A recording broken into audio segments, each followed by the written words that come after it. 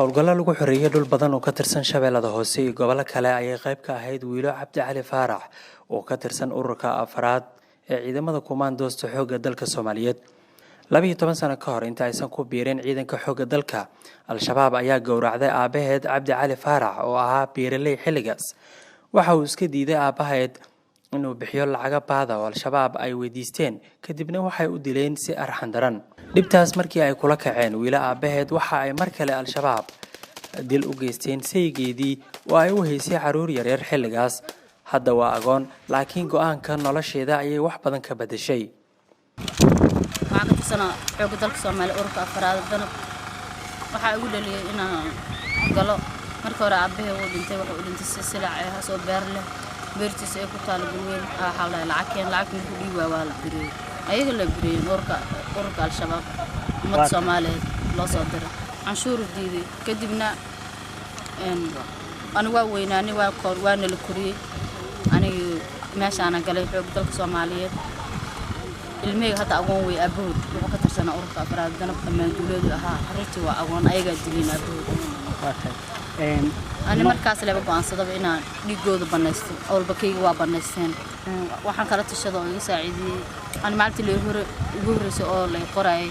عبد الغيب جديد سؤال قرأي زيارة اللي صار يوان اللي يجيب اللي يسوي توبر كدبنا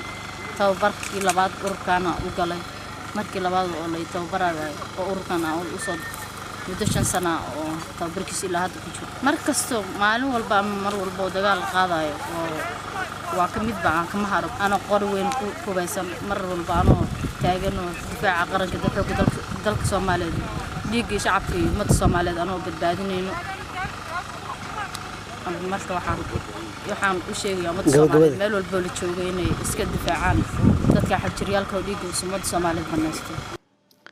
wiilo oo dhiiga aabaheed iyo saygeedii ay si xaq darro ah arxan laawayaasha Al-Shabaab u daadiyeen waxay hadda ku faraxsan tahay guulo miro dhal ah oo laga gaaray howlgallo lagu jabiyay Al-Shabaab oo qayb ay ka tahay tan iyo markii ay ku soo biirtay ciidanka xoogga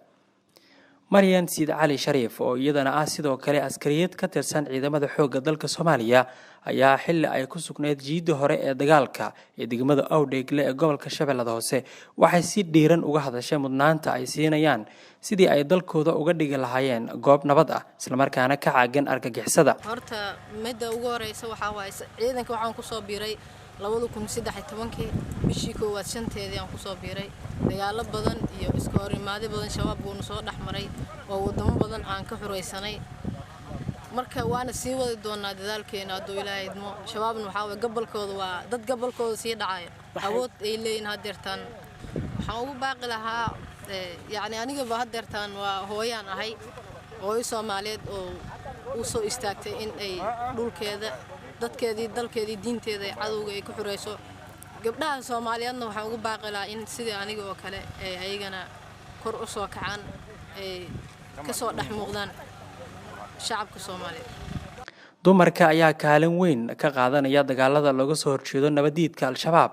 qaar badan oo kamid ahna waxay hadda ku sugan yihiin furmaha dagaalka si ay dalkooda u gaarsiiyaan nabad iyo barwaaqo